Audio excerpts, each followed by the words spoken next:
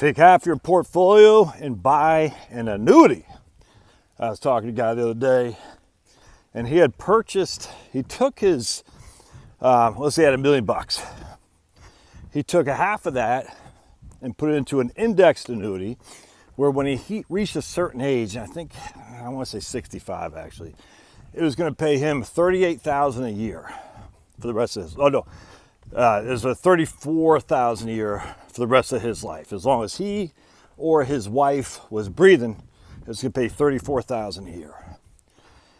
If it was just for him, with a 20-year period certain, so it's just, not even just for him, it's just 20 years, it would have paid him $38,000. And then after year 21, if he's still living, then he doesn't get anything. Anyway, so, as I am a conservative in terms of if I get nervous, I said, you should probably take the $34,000 a year just to cover your wife, just in case. Now, the wife's a little bit older and not as good health, so not likely she'll survive him, but just in case, to sacrifice $4,000 a year in which to protect your wife, it makes sense to me, actually. Well, you can buy a life insurance policy, and he's 65. It's going to be pretty expensive.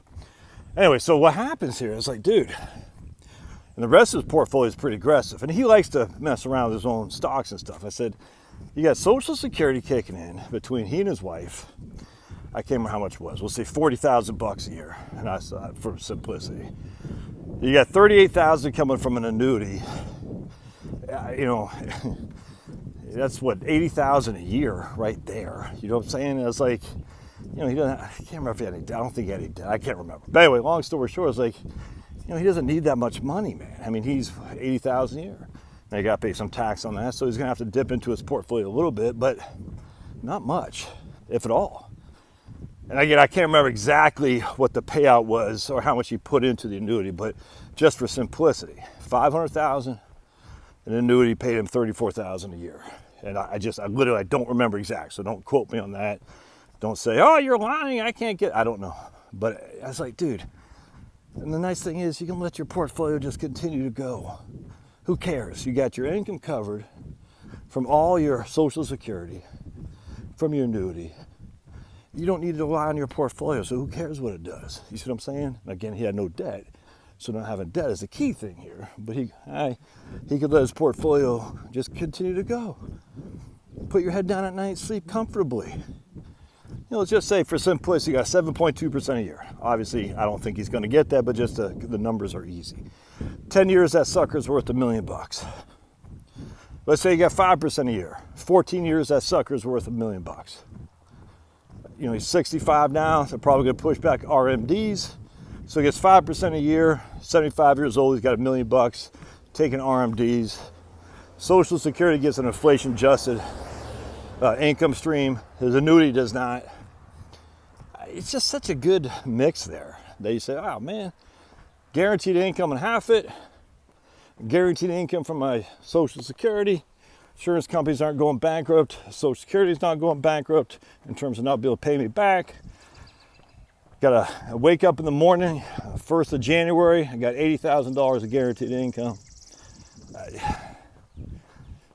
Is that the best, most efficient portfolio? I don't know. It works for me. Works for me. Lady I was talking to today, same thing, man. Basically, she has 3 years of cash and laddered CDs. She needs about $30,000 a year. All right, so she gets $100,000 of cash that she's going to do a 1 year, 2 year, 3 year CD, ladder them, matures, takes the money out, puts in her savings account, spends it. Year 2 matures, takes the money out, puts in a savings account, spends it. Year 3, the same thing. Now she's out of cash. The remaining of her portfolio, I think, is $350,000. Dump that to Wellesley Fund. $350,000 is worth what exactly in year 4? I don't know. Let's just say it's only worth $350,000. And let's just say she needs $30,000 a year of income. Worst case scenario, man. 30,000 divided by 350. Again, that's assuming no inflation on the growth of the portfolio and assuming no inflation on her expenditure needs. Obviously, the portfolio could go down. I get that. And obviously, inflation will make her spending needs go up. I get that. We're trying to make it even, Steven, so we can talk about this without freaking anyone's losing their mind. $30,000 a year off a $350,000 portfolio that has had no growth at all. Wellesley has had a couple down years throughout the history. 9.8% in 2008, and then it came back strong the next year. Thus, any history of Wellesley has never lost money for 3 consecutive years. It hasn't. Thus, the likelihood of her $350,000 portfolio being worth more than $350,000 is quite high. But let's just say it's not, all right? 350 divided by 30, that's what, 12 years? Yeah, about 12 years, man. So she's 62. She lives off her cash money until she's 65. And then she runs out of money by the time she's 77. That's the worst case scenario. And that's not so bad as now, is it? That's not so bad. She still has Social Security kicking in. Is she going to live high on the hog? No.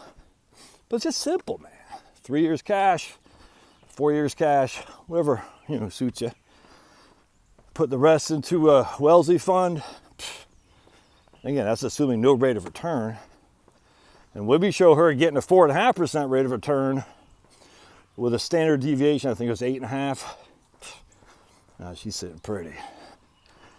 And I was like, yeah, some people like to do this, some people like to do that. I like it simple because simplicity is divine. Keep it simple, stupid, man.